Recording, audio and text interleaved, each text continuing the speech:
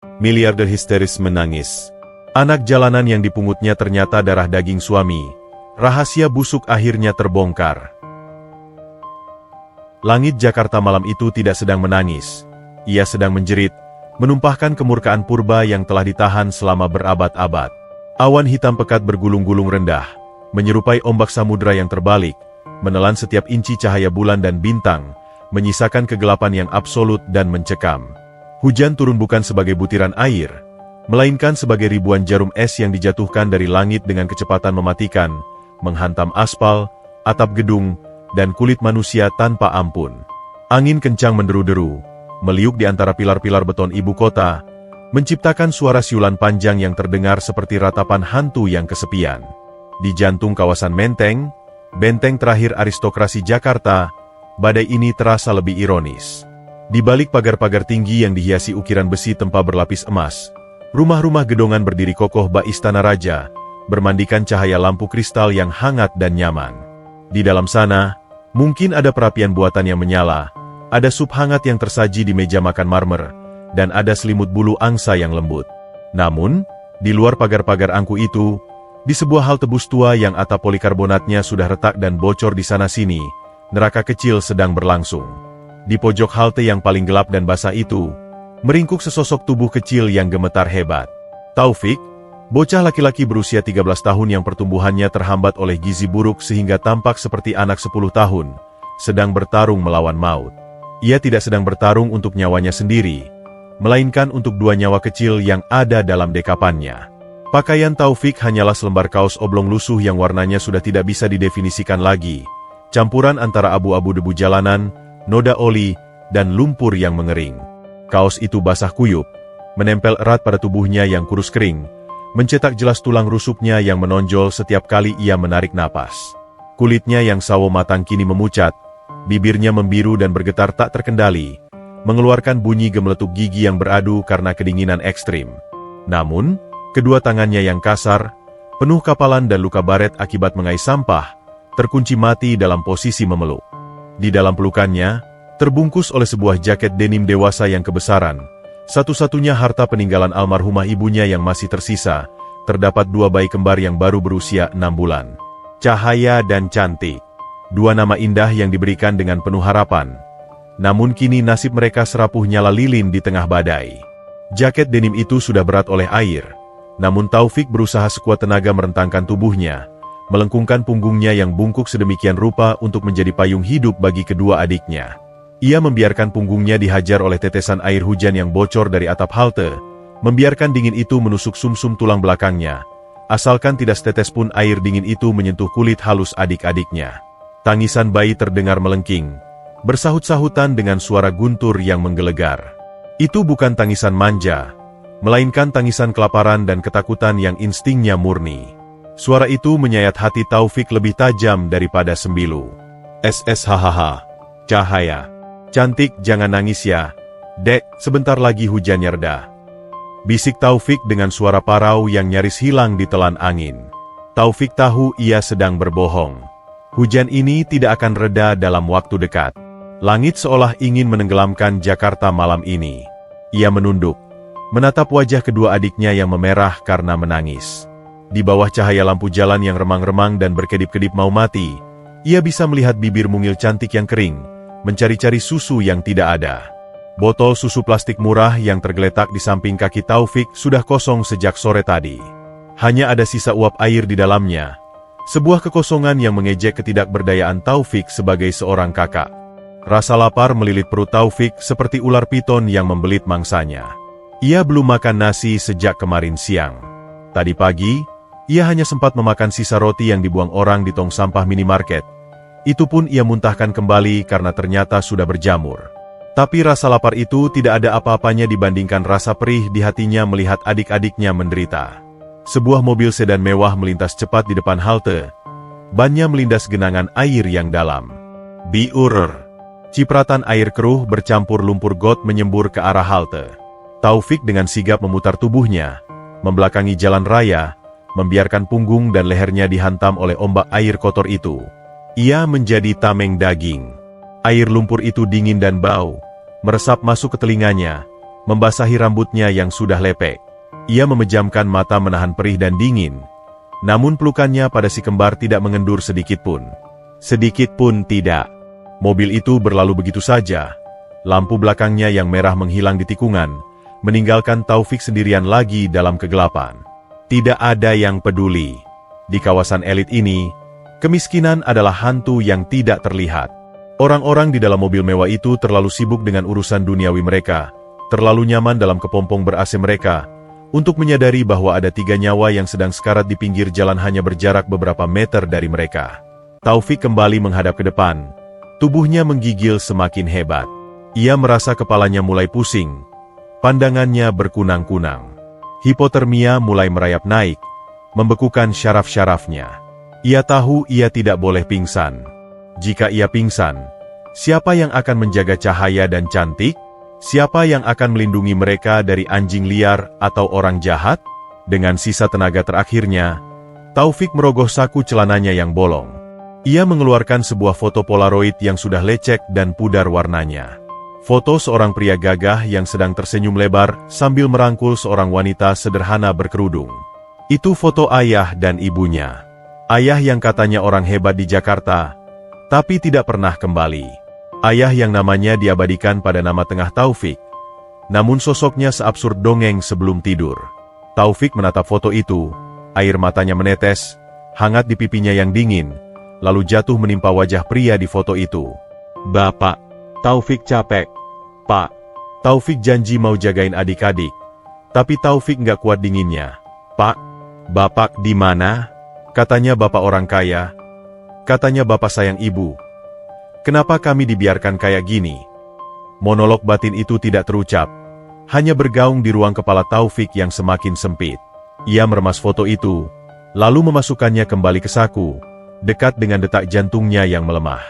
Ia mengeratkan jaket denim itu membungkus adik-adiknya, mencoba mentransfer sisa-sisa kalor tubuhnya yang terakhir. Ia rela membeku. Ia rela mati kaku di halte ini, asalkan besok pagi orang-orang menemukan adik-adiknya masih bernapas dan hangat. Angin bertiup lagi, kali ini lebih kencang, membawa aroma ozon dan tanah basah. Pohon angsana tua di seberang jalan bergoyang hebat, ranting-rantingnya berkerituk ngeri seolah akan patah. Taufik menatap ke arah jalanan yang sepi. Di kejauhan, 2 titik cahaya putih yang sangat terang, jauh lebih terang dan lebih stabil daripada lampu mobil biasa, mulai muncul menembus tirai hujan. Cahaya itu mendekat perlahan, anggun dan mengintimidasi, seperti mata raksasa yang sedang membelah lautan air. Itu adalah sebuah mobil Rolls-Royce Phantom berwarna hitam legam, kendaraan para raja yang harganya setara dengan biaya makan seluruh penduduk desa Taufik selama seumur hidup. Mobil itu melaju pelan, sangat pelan, melawan banjir yang mulai meninggi. Mesinnya menderu halus, nyaris tak terdengar, kontras dengan gemuruh badai. Taufik menatap cahaya itu dengan tatapan kosong. Ia tidak berharap apa-apa. Baginya, itu hanyalah monster besi lain yang akan lewat dan mencipratkan lumpur lagi. Ia tidak tahu bahwa di dalam monster besi itu, takdir sedang duduk dengan wajah dingin, menunggu untuk dipertemukan dengannya. Takdir yang memiliki sepasang mata yang sama persis dengan bayi yang sedang ia peluk. Taufik menunduk lagi, mencium kening Cahaya yang mulai berhenti menangis karena kelelahan. "Bertahan ya, Dek. Abang di sini. Abang jadi selimut kalian." Hujan semakin deras, seolah berlomba dengan waktu yang semakin menipis bagi ketiga nyawa kecil itu. Dan di detik itulah, roda nasib mulai berputar, membawa serta harapan dan kehancuran yang datang dalam satu paket bernama Amarakusuma. Di tengah amukan badai yang mengubah jalanan Menteng menjadi sungai keruh berarus deras, sebuah anomali kemewahan sedang meluncur perlahan membelah banjir. Rolls-Royce Phantom berwarna Midnight Sapphire itu tampak seperti kapal pesiar besi yang tersesat di lautan penderitaan. Di dalam kabinnya yang kedap suara, dunia terasa sama sekali berbeda. Hujan badai di luar sana tidak terdengar sebagai gemuruh yang menakutkan, melainkan hanya sebagai ketukan ritmis yang sopan pada kaca jendela berlapis ganda. Amarakusuma duduk di jok belakang yang dilapisi kulit bullhead kualitas terbaik. Aroma New Car Smell bercampur dengan parfum Jo Malone yang lembut menguar di udara, menciptakan atmosfer sterilitas yang menenangkan namun dingin. Kakinya yang jenjang, dibalut stoking hitam tipis dan sepatu low bow tin berhak tinggi, menyilang anggun di atas karpet bulu domba yang tebal. Di tangannya, sebuah iPad Pro menampilkan grafik saham perusahaan yang bergerak naik turun, namun wajah Amara tetap datar, sekeras porselen mahal yang tidak retak oleh emosi. Bagi Amara, hujan hanyalah fenomena meteorologi yang merepotkan logistik pengiriman barang pabriknya. Ia tidak merasakan dingin. Suhu di dalam mobil diatur presisi pada 20 derajat Celcius, menciptakan kepompong kenyamanan yang memisahkan dirinya dari realitas kotor di luar sana. Ia hidup dalam gelembung kaca, di mana kemiskinan, kelaparan, dan penderitaan hanyalah statistik yang ia baca di laporan CSR, Corporate Social Responsibility, tahunan perusahaannya, bukan sesuatu yang nyata dan berbau. Namun, malam itu, alam semesta memutuskan untuk memberi pelajaran tentang kerendahan hati dengan cara yang kasar. Tiba-tiba, mobil super mewah itu tersentak pelan. Mesin V12 yang biasanya menderu halus penuh wibawa, kini batuk-batuk seperti orang tua yang tersedak. Lampu panel di dashboard berkedip-kedip panik, memancarkan warna merah peringatan yang menyilaukan mata. "Ada apa, Pak Asep?" Suara Amara memecah keheningan, nadanya rendah, dingin, dan tajam seperti irisan silet.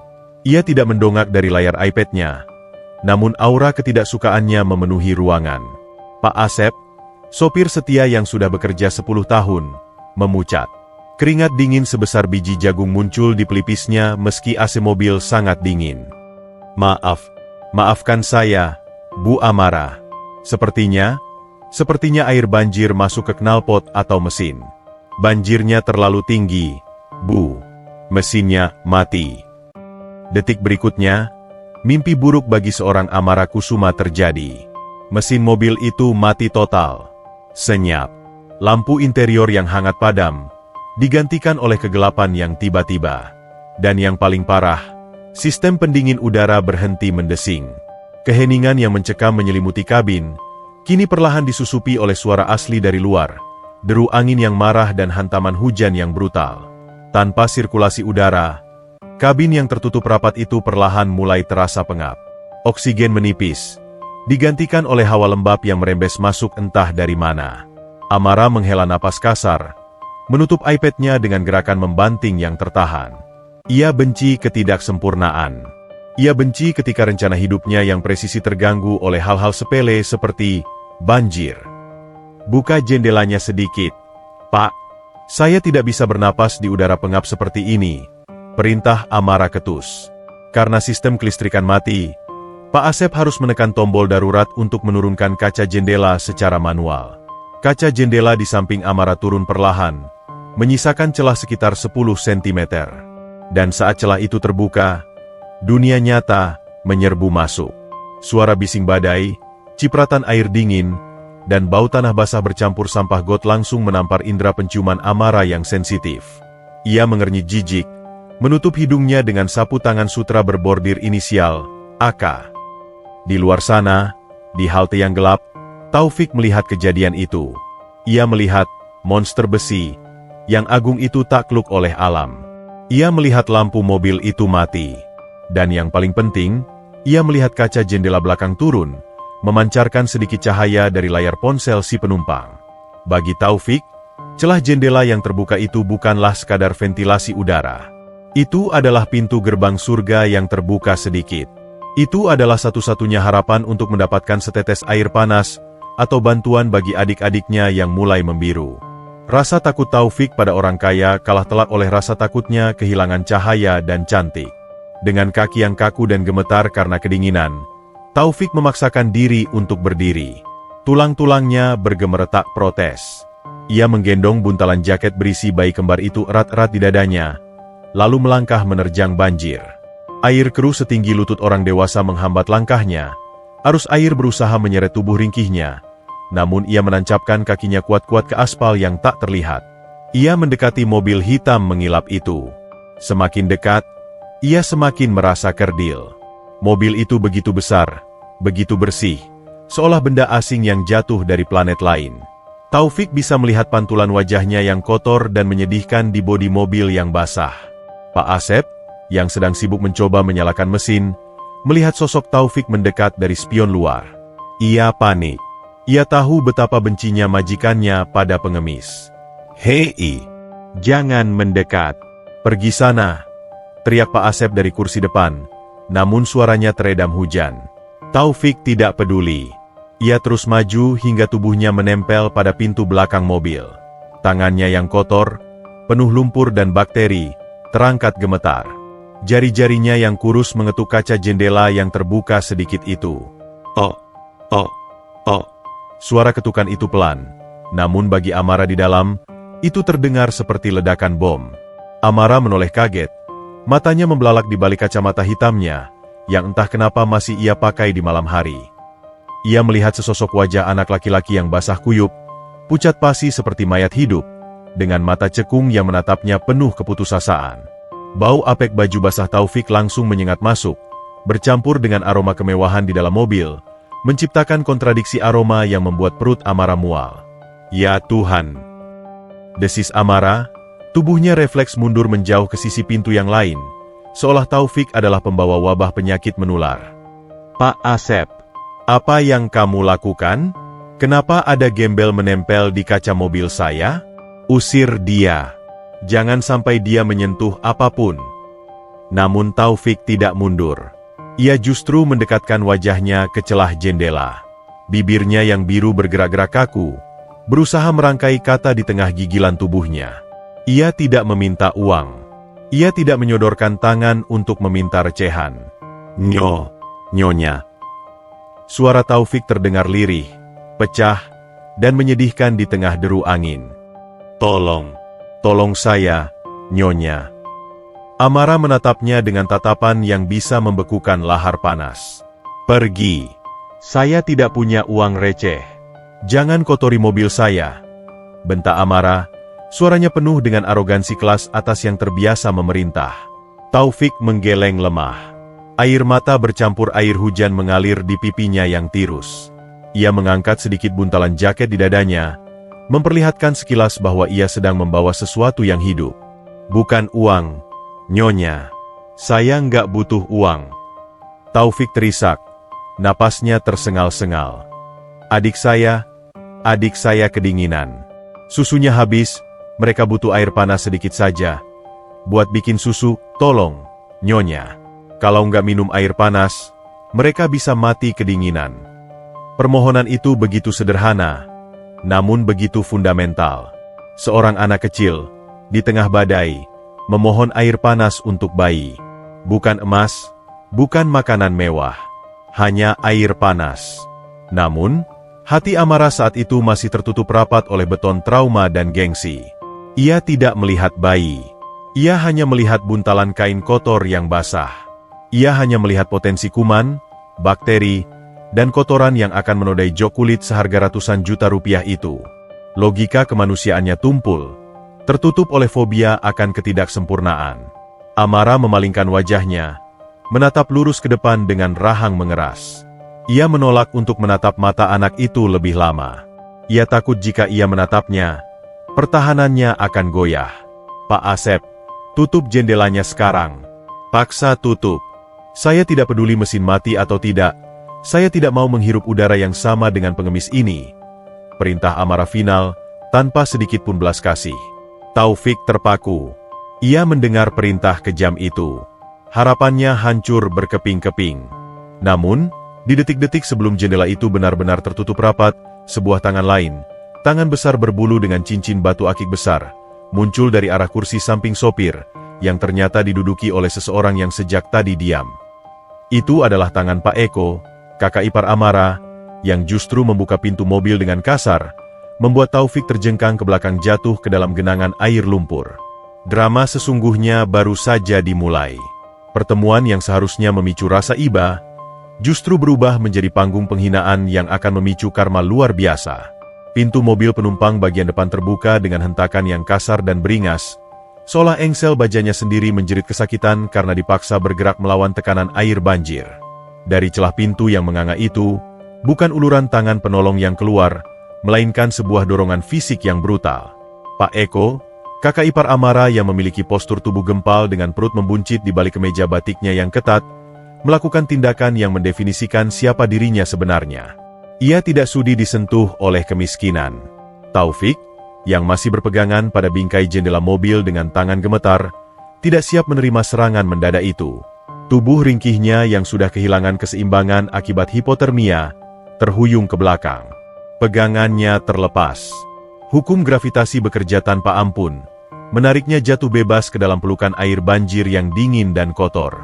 Biur. Taufik jatuh terlentang. Punggungnya menghantam aspal yang tertutup air, menciptakan cipratan lumpur hitam yang tinggi ke udara. Namun, bahkan dalam detik-detik kejatuhannya yang menyakitkan, insting Taufik sebagai pelindung tetap menyala. Ia tidak merentangkan tangannya untuk menahan jatuhnya sendiri.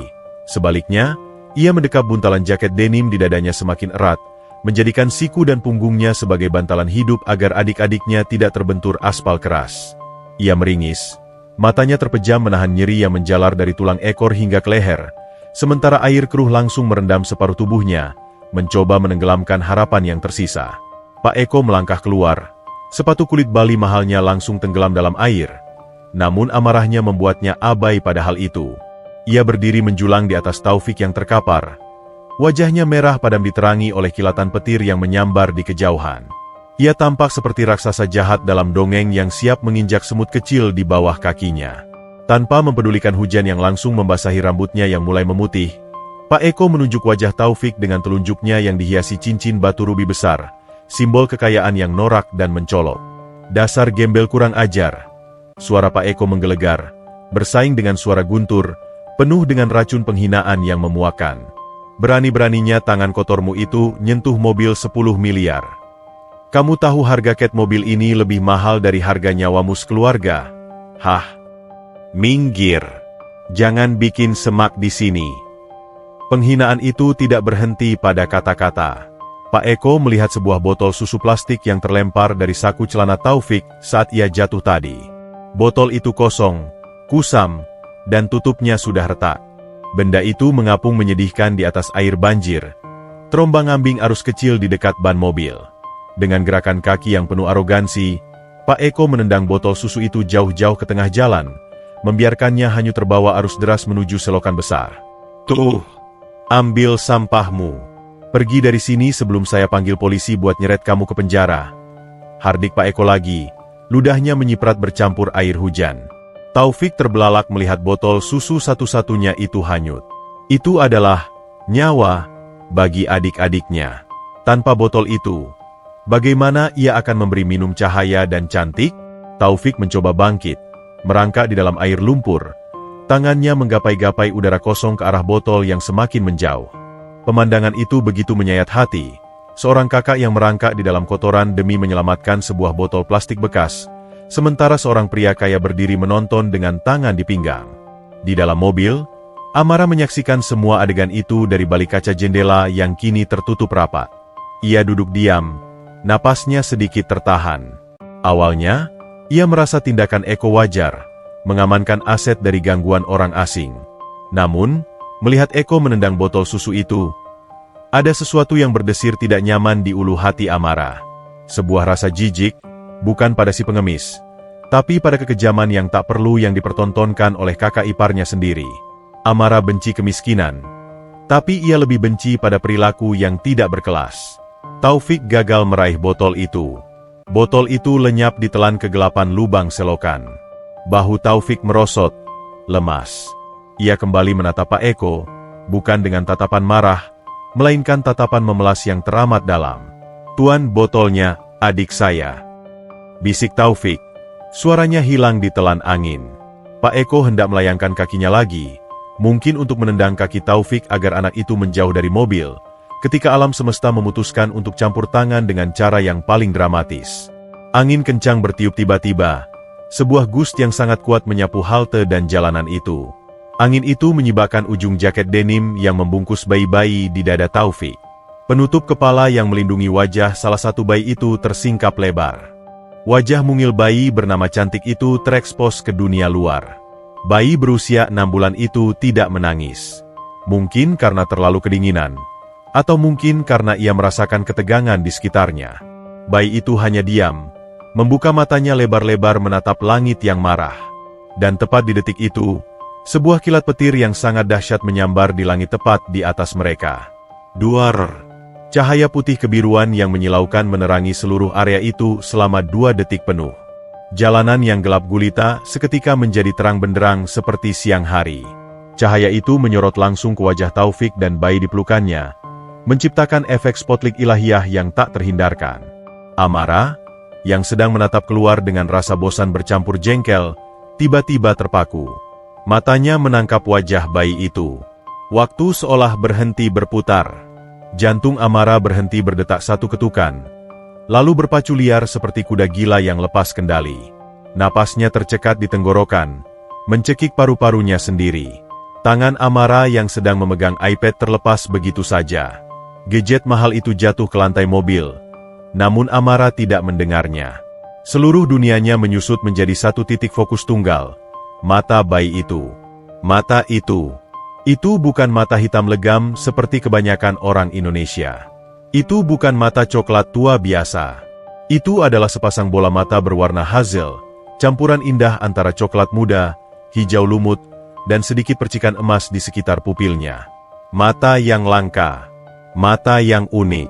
Mata yang sangat spesifik. Amara mengenal mata itu. Ia hafal setiap inci corak iris mata itu.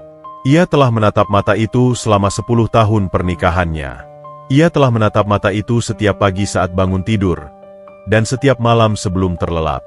Itu adalah mata Dharma, almarhum suaminya.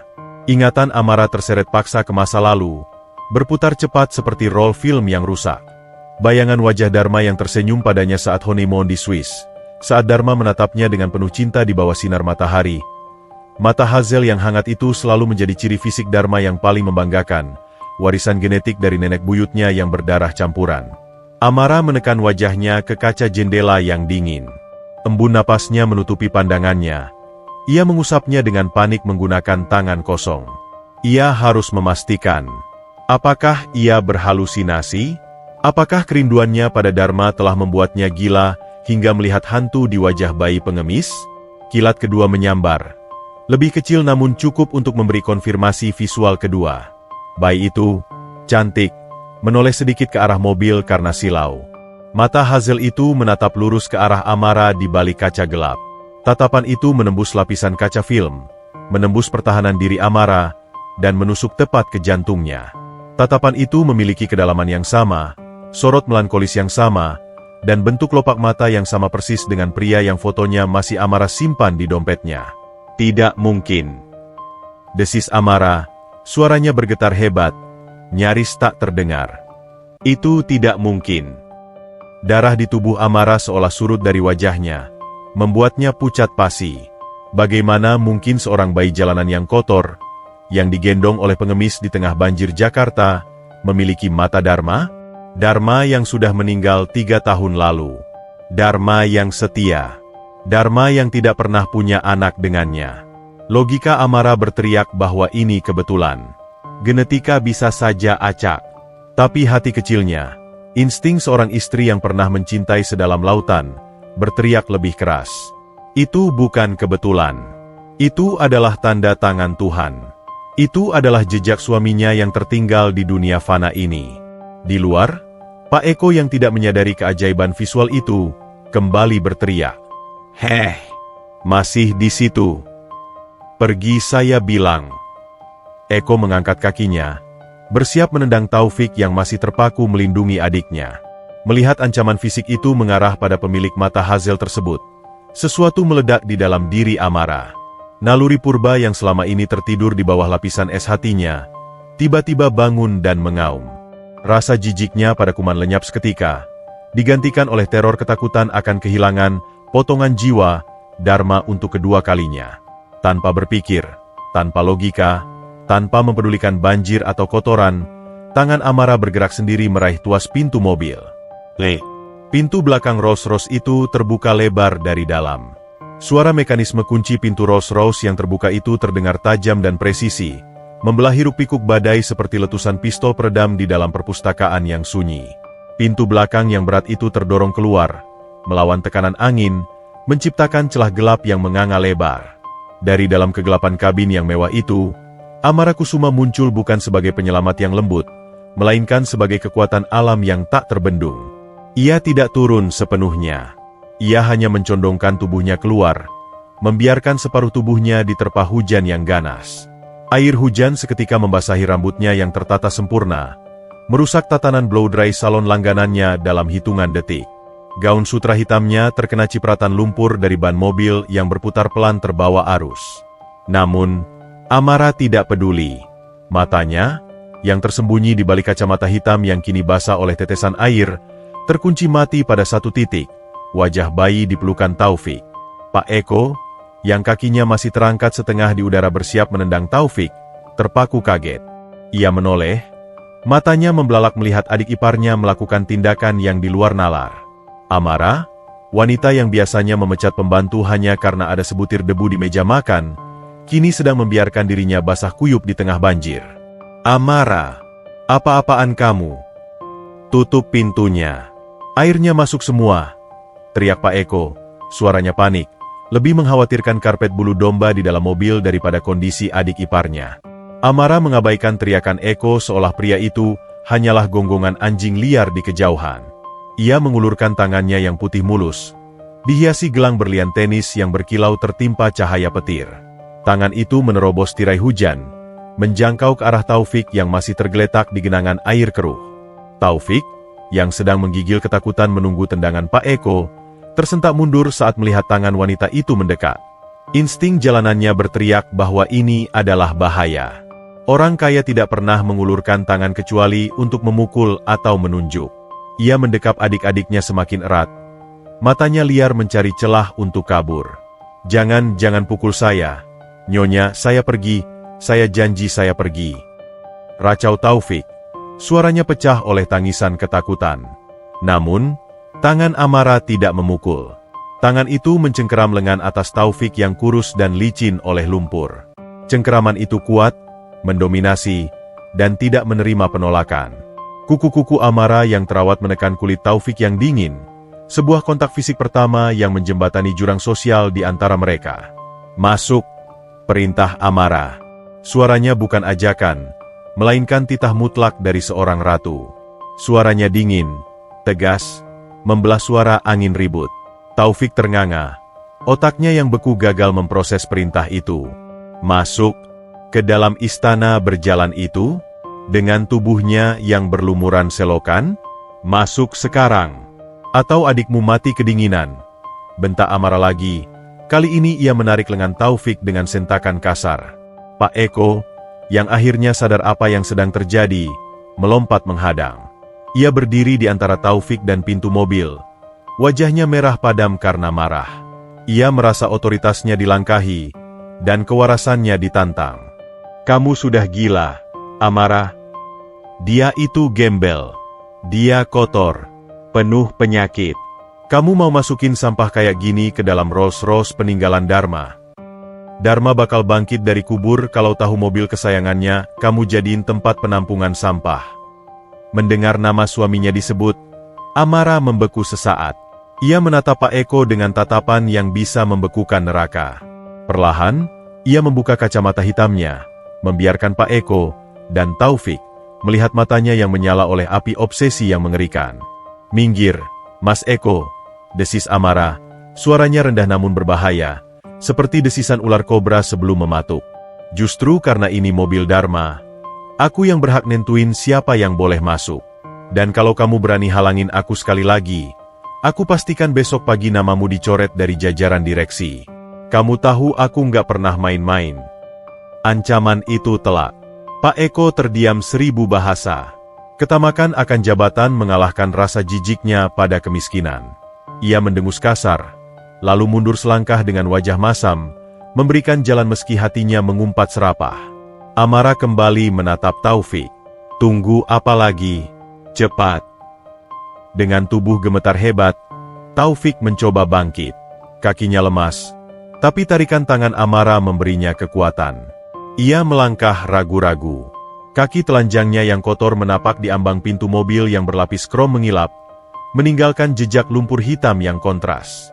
Jantung Taufik berdegup kencang. Ia merasa seperti sedang menajiskan sebuah tempat suci. Ia masuk. Tubuh basah dan baunya seketika memenuhi kabin yang wangi itu. Ia duduk di pinggir jok kulit Midnight Sapphire yang seharga ratusan juta, dan seketika itu juga, air comberan dari celananya merembes, menodai kemewahan itu dengan noda gelap yang tak akan pernah hilang sempurna. Pak Asep di kursi depan hanya bisa melongo melihat spion tengah. Mulutnya terbuka lebar tak percaya. Nyonya besarnya, yang pernah memarahi tukang kebun karena lupa cuci tangan, kini sedang menarik 3 anak jalanan paling kotor di Jakarta masuk ke dalam mobilnya. Amara ikut masuk, lalu membanting pintu mobil hingga tertutup rapat. Blam! Suara bising badai seketika lenyap, digantikan oleh keheningan kabin yang kini terasa sesak dan asing. Suasana di dalam mobil berubah total. Udara yang tadinya wangi lavender dan kulit baru, kini terkontaminasi oleh bau apek, bau got, dan bau amis darah dari luka di kaki Taufik. Taufik duduk memojok, menempelkan tubuhnya ke pintu, berusaha agar tidak menyentuh apapun lebih dari yang diperlukan. Ia memeluk adik-adiknya erat-erat, matanya liar menatap sekeliling interior mobil yang baginya terlihat seperti pesawat luar angkasa. Cahaya lampu kabin yang temaram menyinari wajahnya yang ketakutan. Amara duduk di seberangnya. Ia tidak mempedulikan gaunnya yang basah, atau jok mobilnya yang kini berlumpur. Napasnya memburu. Matanya tidak lepas sedetik pun dari buntalan jaket di pelukan Taufik. Ia seperti elang yang sedang mengincar mangsa, atau mungkin seorang ibu yang menemukan anaknya yang hilang. Pak Eko masuk kembali ke kursi depan dengan membanting pintu, menggerutu panjang lebar sambil mengibaskan air dari jasnya. Sialan! Mobil ini bakal bau bangkai selamanya. Amara, kamu harus laundry ini besok. Aku nggak mau tahu. Amara tidak menjawab. Ia mengabaikan Eko sepenuhnya. Ia menggeser duduknya mendekati Taufik. Taufik tersentak kaget. Mundur semakin jauh hingga kepalanya membentur kaca jendela. Buka, perintah Amara singkat, menunjuk jaket denim yang membungkus bayi-bayi itu. Taufik menggeleng takut. Nyonya, jangan ambil adik saya mohon. Saya bilang buka. Amara membentak. Tangannya bergerak cepat menyibakkan jaket itu tanpa izin. Kain denim basah itu tersingkap. 2 bayi kembar itu tergeletak di sana, menggigil kedinginan, kulit mereka pucat kebiruan. Namun, mata mereka terbuka, cantik dan cahaya. Sepasang bayi kembar itu menatap Amara. Dan di sanalah, di bawah cahaya lampu baca mobil yang kuning hangat, Amara melihatnya lagi. Bukan halusinasi. Bukan efek kilat. Itu nyata. 4 bola mata Hazel yang identik menatapnya. 2 pasang mata Dharma sedang menatapnya dari wajah 2 bayi asing yang kotor. Mata itu memiliki kedalaman yang sama, sorot kecerdasan yang sama, dan pola warna coklat keemasan yang tidak mungkin ditiru oleh siapapun. Tangan Amara gemetar saat ia menyentuh pipi dingin salah satu bayi itu. Sentuhan kulit bayi yang halus namun sedingin es itu mengirimkan sengatan listrik ke seluruh tubuh Amara. Dharma. Bisik Amara. Sebuah nama yang sudah 3 tahun tidak ia ucapkan dengan nada selembut ini. Air mata pertamanya malam itu jatuh, menetes mengenai punggung tangan Taufik. Taufik bingung. Ia melihat wanita yang tadi begitu kejam dan menakutkan, wanita yang membentaknya dan mengusirnya, kini sedang menangis sambil menatap adiknya seolah sedang melihat hantu. Nama dia siapa? Tanya Amara, suaranya serak, jarinya menelusuri alis bayi itu, alis yang bentuknya juga mirip Dharma. Cahaya sama cantik, Nyonya. Jawab Taufik lirih. Amara mengangguk pelan, seolah menyetujui nama itu. Ia kemudian menatap Taufik. Tatapannya masih dingin namun ada urgensi yang membara di sana. Pak Asep, panggil Amara tanpa menoleh. Telepon bengkel darurat prioritas sekarang. Kalau mobil ini nggak bisa jalan dalam 5 menit, panggil taksi Alphard. Kita pulang. Pulang kemana, Bu? Tanya Pak Asep bingung. Ke rumah saya, jawab Amara tegas. Anak-anak ini ikut kita. Pak Eko di depan berteriak protes. Amara, kamu mau bawa gembel ke Menteng? Kamu mau bikin malu keluarga? Amara menatap tajam ke arah spion tengah, bertemu pandang dengan Eko. Saya tidak peduli. Mulai detik ini, mereka tanggung jawab saya. Dan kalau kamu keberatan, pintu itu tidak dikunci. Silakan keluar. Keheningan kembali meraja. Di dalam kotak besi mewah yang kini berbau lumpur itu, Sebuah takdir baru sedang dirajut. Amara Kusuma baru saja memungut pecahan masa lalunya yang berserakan di jalanan, tanpa menyadari bahwa pecahan itu akan melukainya sekaligus menyembuhkannya dengan cara yang tak pernah ia bayangkan. Gerbang besi tempat setinggi 4 meter itu terbuka perlahan secara otomatis, mempersilakan Rolls-Royce Phantom yang kini berlumuran lumpur untuk memasuki pelataran sebuah mensyahan bergaya kolonial modern di jantung menteng. Rumah itu berdiri megah, didominasi warna putih gading dan pilar-pilar marmer raksasa, tampak seperti sebuah mausoleum agung yang dibangun untuk memuja kesunyian. Lampu-lampu taman yang tertata artistik menyorot fasad bangunan, menciptakan bayangan dramatis yang seolah menyembunyikan ribuan rahasia di balik jendela-jendela tingginya yang tertutup rapat. Saat mobil berhenti di bawah kanopi Porte Cochere, suasana canggung menyelimuti kabin. Amara turun lebih dulu, langkah kakinya tegas namun berat, seolah ia sedang menyeret beban tak kasat mata. Ia memberi isyarat kepada kepala pelayan yang sudah menunggu dengan payung lebar untuk membantu tamu-tamu kecilnya. Taufik turun dengan ragu-ragu. Kakinya yang telanjang dan kotor gemetar saat menyentuh lantai granit carport yang mengilap. Ia merasa seperti alien yang mendarat di planet yang salah. Kemewahan di sekelilingnya begitu menyilaukan, begitu bersih, hingga ia merasa keberadaannya sendiri adalah sebuah dosa yang mengotori kesucian tempat itu. Amara memimpin mereka masuk ruang tamu utama.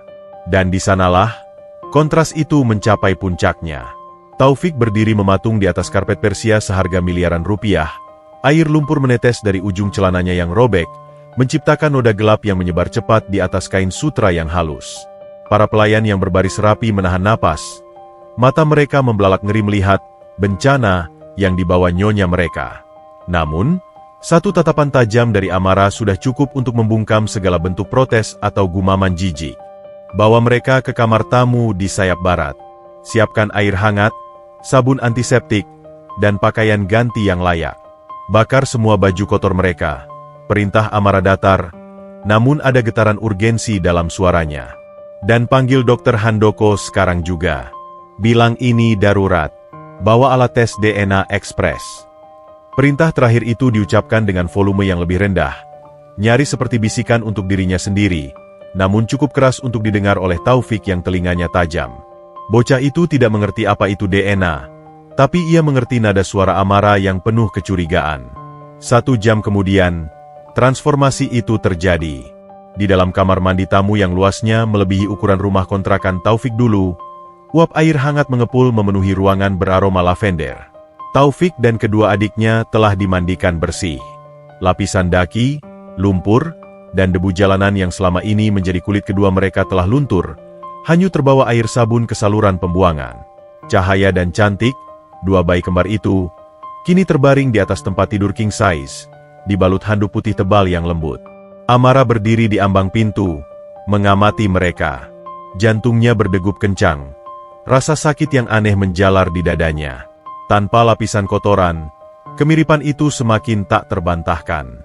Kulit bayi-bayi itu bersih, kuning langsat, warna kulit yang sama dengan Dharma.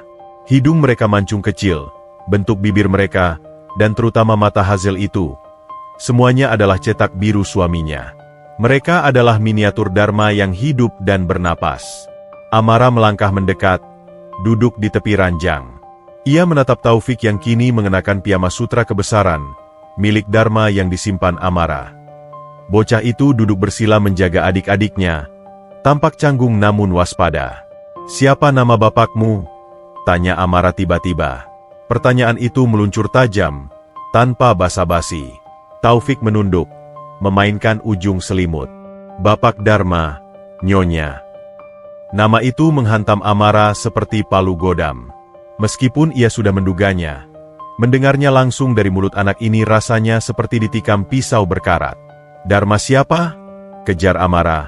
Suaranya mulai bergetar menahan emosi. "Ceritakan padaku. Siapa dia? Bagaimana dia bisa kenal ibumu?" Taufik mengangkat wajahnya. Matanya menerawang polos. Tidak menyadari bahwa setiap kalimat yang ia ucapkan sedang merobek hati wanita di hadapannya. "Bapak Dharma orang baik, Nyonya. Dulu, waktu Taufik masih kecil, Bapak sering datang ke rumah kami di Bandung setiap akhir bulan. Bapak selalu bawa mainan, bawa coklat, dan suka gendong Taufik tinggi-tinggi." Cerita Taufik, seulas senyum tipis dan sedih muncul di bibirnya. Bapak bilang kerjanya jauh di Jakarta, makanya jarang pulang. Ibu selalu nangis kalau bapak pulang. Tapi bapak janji bakal kumpulin uang buat beli rumah besar biar kita bisa sama-sama terus. Amara meremas gaunnya sendiri, hingga buku-buku jarinya memutih. Akhir bulan. Ya, Amara ingat.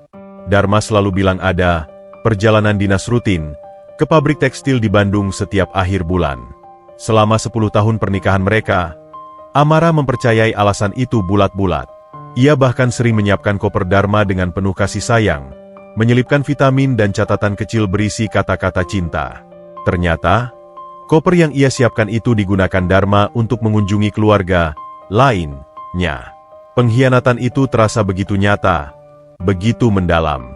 Amara merasa bodoh. Ia merasa menjadi istri paling naif di dunia. Suaminya, pria yang ia puja sebagai simbol kesetiaan, ternyata memiliki kehidupan ganda yang begitu rapi. Terus, kenapa kalian bisa ada di jalanan? Tanya Amara lagi. Kali ini air matanya menetes tanpa bisa ditahan. Wajah Taufik berubah mendung.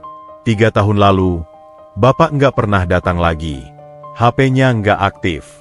Ibu sakit keras mikirin bapak. Ibu nungguin bapak sampai napas terakhir waktu melahirkan Cahaya sama cantik. Taufik mengusap matanya yang basah. Orang-orang bilang bapak kabur. Tapi Taufik yakin bapak nggak jahat. Mungkin bapak sakit, atau bapak lupa jalan pulang. Tangisan Amara pecah. Ia menutup mulutnya dengan tangan, berusaha meredam isak tangis yang meraung di tenggorokan. Dharma tidak kabur. Dharma meninggal karena serangan jantung mendadak 3 tahun lalu. Fakta bahwa Dharma meninggal tanpa sempat memberitahu siapapun tentang keluarga rahasianya ini adalah tragedi di atas tragedi. Istri sirinya mati menunggu dalam ketidaktahuan, dan istri sahnya hidup dalam kebohongan. Taufik panik melihat Amara menangis. Ia turun dari kasur, mendekat dengan ragu. "Nyonya, jangan nangis. Taufik salah ngomong ya? Maafin Taufik." Sebelum Amara sempat menjawab, pintu kamar diketuk. Dokter Handoko masuk dengan wajah serius, membawa sebuah tablet elektronik. Di belakangnya, seorang perawat membawa peralatan tes DNA portable yang canggih. Amara segera menghapus air matanya, memasang kembali topeng Ratu S-nya, meski matanya masih merah dan bengkak. Sampel rambut almarhum Pak Dharma yang ibu simpan di sisir perak, dan sampel air liur bayi ini sudah kami analisis di lab mobil, kata Dokter Handoko pelan, menyerahkan tablet itu pada Amara. Teknologi sekarang memungkinkan hasil cepat dalam 45 menit untuk penanda genetik spesifik. Ini hasilnya, Bu Amara. Tangan Amara gemetar hebat saat menerima tablet itu. Layar itu menyala terang, menampilkan grafik batang berwarna biru dan merah, serta sederet angka persentase di bagian bawah. Probabilitas hubungan biologis. Ayah anak 99,9998. Dunia Amara runtuh. Angka itu adalah vonis mati bagi kenangan indahnya tentang Dharma, sekaligus akta kelahiran bagi rasa sakit yang baru. Bayi-bayi ini, anak-anak jalanan yang kotor ini, adalah darah daging Dharma. Mereka adalah ahli waris sah dari kerajaan bisnis yang selama ini Amara bangun berdua dengan Dharma. Mereka adalah bukti nyata perselingkuhan, manifestasi dari kebohongan, namun di saat yang sama, mereka adalah satu-satunya bagian dari Dharma yang masih hidup di dunia ini. Amara menatap layar tablet itu, lalu beralih menatap bayi kembar yang kini tertidur pulas di kasur empuk.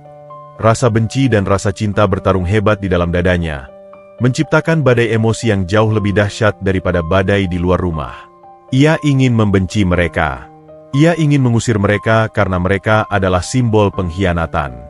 Tapi saat melihat wajah damai Cahaya yang sedang mengisap jempolnya, kebiasaan yang sama persis dengan Dharma saat tidur, hati Amara meleleh. Bagaimana bisa ia membenci wajah yang paling ia cintai di dunia ini? Amara meletakkan tablet itu di meja nakas dengan bunyi tak yang pelan. Ia berdiri, berjalan menuju jendela besar yang menghadap ke taman belakang yang gelap. Pantulan wajahnya di kaca jendela terlihat hancur, retak, namun matanya memancarkan tekad baru yang lahir dari rasa sakit. "Dokter," ucap Amara tanpa menoleh. Suaranya dingin namun penuh otoritas. "Rahasiakan hasil ini. Jangan sampai ada satu orang pun yang tahu, terutama keluarga besar Kusuma. Kalau bocor, Saya pastikan izin praktik dokter dicabut. Dokter Handoko mengangguk hormat dan mundur keluar ruangan. Kini tinggal Amara dan anak-anak itu. Amara berbalik, menatap Taufik yang masih berdiri bingung. Amara tidak memeluknya. Ia belum siap untuk itu. Rasa sakitnya masih terlalu baru. Tapi ia melakukan sesuatu yang lebih bermakna. Ia berjalan ke lemari, mengambil selimut tebal tambahan, dan menyelimuti Taufik. "Tidurlah," kata Amara singkat. "Mulai malam ini, kalian tidak perlu tidur di halte lagi. Tapi jangan berpikir aku melakukan ini karena aku baik. Aku melakukan ini karena kalian punya mata yang tidak bisa aku tolak." Taufik tidak mengerti sepenuhnya kata-kata itu, tapi ia merasakan kehangatan selimut yang membungkus tubuhnya. Untuk pertama kalinya dalam 3 tahun, ia merasa aman. Ia mengangguk pelan, lalu merebahkan dirinya di samping adik-adiknya, di bawah pengawasan wanita miliarder yang hatinya baru saja hancur lebur demi menyelamatkan mereka. Di luar kamar, bayangan Pak Eko terlihat berkelebat menjauh dari celah pintu yang sedikit terbuka. Ia telah mendengar semuanya, dan seringai licik kini menghiasi wajahnya. Senjata yang ia butuhkan untuk menghancurkan Amara telah jatuh ke tangannya. Pagi itu datang dengan keheningan yang menipu. Matahari Jakarta yang biasanya garang, kini menyelinap malu-malu di balik sisa-sisa awan kelabu, mengirimkan cahaya pucat yang gagal menghangatkan atmosfer dingin di dalam kediaman Kusuma. Di dalam kamar tamu sayap barat, Amara masih duduk di kursi bersayap bludru merah marun. Posisinya tidak berubah sejak semalam. Matanya yang bengkak dan merah menatap kosong ke arah 3 sosok kecil yang masih terlelap di atas kasur king size. Napas bayi kembar yang teratur naik turun seirama dengan detak jam dinding antik, menciptakan harmoni palsu yang seolah mengatakan bahwa semuanya baik-baik saja. Namun, kedamaian itu hanyalah selaput tipis yang menutupi bom waktu yang siap meledak. Di dalam benak Amara, perang dunia sedang berkecamuk. Logikanya sebagai seorang CEO yang rasional berteriak agar ia segera menyingkirkan anak-anak ini, bukti hidup dari pengkhianatan suaminya yang memalukan, ke panti asuhan terjauh. Namun, hatinya yang telah retak justru menemukan perkat aneh setiap kali melihat wajah cahaya dan cantik. Mereka adalah luka yang mencandu, menyakitkan untuk dilihat, namun mustahil untuk dipalingkan. Lamunan Amara pecah berkeping-keping oleh suara keributan yang meledak dari lantai bawah. Bukan suara piring pecah atau teriakan pelayan biasa, melainkan suara derap langkah kaki bersepatu bot berat yang menghentak lantai marmer dengan arogansi militer. Suara itu menggema di lorong-lorong rumah yang tinggi, mengirimkan getaran ancaman yang merambat naik hingga ke kamar tempat Amara bersembunyi. Berak. Pintu depan mensyahn yang terbuat dari kayu jati ukir setebal 10 cm dibanting terbuka dengan kasar. Suara teriakan Pak Eko terdengar membahana, memantul di dinding-dinding foyer, merusak kesakralan rumah itu. Amara tersentak berdiri. Jantungnya berpacu liar. Taufik, yang tidur dengan kewaspadaan seekor rusa buruan, langsung terbangun. Bocah itu melompat duduk. Matanya liar mencari sumber suara. Tangannya refleks menyambar selimut untuk menutupi adik-adiknya yang mulai menggeliat bangun karena kaget. "Tetap di sini. Kunci pintunya. Jangan keluar apapun yang terjadi," perintah Amara dengan suara tertahan namun tajam.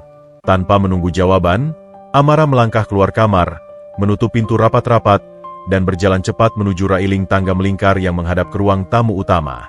Pemandangan di bawah sana membuat darahnya mendidih seketika. Ruang tamunya yang suci, tempat ia biasa menjamu duta besar dan menteri, kini telah diinvasi. Pak Eko berdiri di tengah ruangan dengan kaki mengangkang lebar. Wajahnya menyeringai puas layaknya jenderal yang berhasil menduduki benteng musuh. Ia tidak sendiri.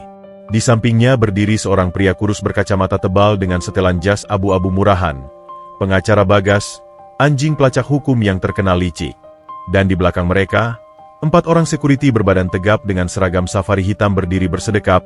Wajah mereka datar tanpa ekspresi, siap melakukan kekerasan atas nama perintah atasan. Para pelayan rumah Amara tampak ketakutan, berhimpitan di sudut ruangan, tidak berani melawan kakak ipar nyonya mereka. Amara menuruni tangga dengan langkah anggun namun mematikan. Gaun tidurnya yang panjang menyapu anak tangga seperti jubah perang. Wajahnya kembali menjadi topeng porselen yang dingin dan tak tersentuh. "Siapa yang memberimu izin membawa sirkus ini ke rumahku, Mas Eko?" Suara Amara meluncur dingin dari atas tangga, memotong tawa Pak Eko. Pak Eko mendongak. Matanya berkilat penuh kemenangan. Ia mengangkat sebuah map berwarna merah menyala di tangannya, melambai-lambaikannya seperti bendera perang. Rumahmu? Jangan sombong dulu, Amara. Rumah ini, perusahaan, dan semua aset Kusuma Group adalah milik keluarga besar Kusuma.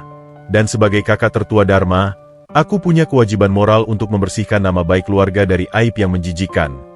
Seru Pak Eko lantang, sengaja mengeraskan suaranya agar seluruh penghuni rumah dengar. Amara sampai di anak tangga terakhir, berdiri berhadapan dengan gerombolan itu.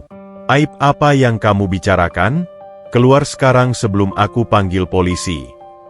Pengacara Bagas maju selangkah, membuka kacamata dan membersihkannya dengan gerakan lambat yang meremehkan. Ibu Amara, klien saya, Pak Eko, telah mendapatkan informasi valid dan bukti rekaman pembicaraan ibu dengan dokter semalam, bahwa ibu sedang menampung 3 orang anak jalanan yang diduga kuat adalah anak haram hasil hubungan gelap almarhum Pak Dharma. Kata, anak haram, itu diucapkan dengan penekanan yang menjijikan, seolah-olah anak-anak itu adalah virus mematikan. Jadi kamu menguping, desis Amara, matanya menatap Eko dengan nyalang. Aku menyelamatkan perusahaan, balas Eko berapi-api. Pikirkan, Amara, saham kita sedang tidak stabil. Kalau media tahu bahwa Dharma, sang CEO teladan, ternyata punya gundik dan anak-anak gembel yang sekarang tinggal di rumah janda sahnya, reputasi Kusuma Group akan hancur. Investor akan lari. Kita akan bangkrut. Eko mendekat, menurunkan suaranya menjadi bisikan ular yang berbisa. Kamu punya 2 pilihan, Amara.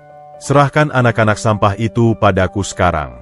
Aku akan mengurus mereka. Kirim ke panti sosial di luar pulau, jauh dari sini, dan kita kubur rahasia ini selamanya. Atau, aku yang akan bocorkan ini ke media. Aku akan bilang kamu sudah gila, memelihara anak haram suamimu, dan aku akan tuntut hak asuh perusahaan karena kamu dianggap tidak kompeten secara mental. Ancaman itu menghantam titik terlemah Amara, warisan Dharma. Perusahaan itu adalah satu-satunya hal yang ia miliki setelah Dharma pergi. Itu adalah identitasnya.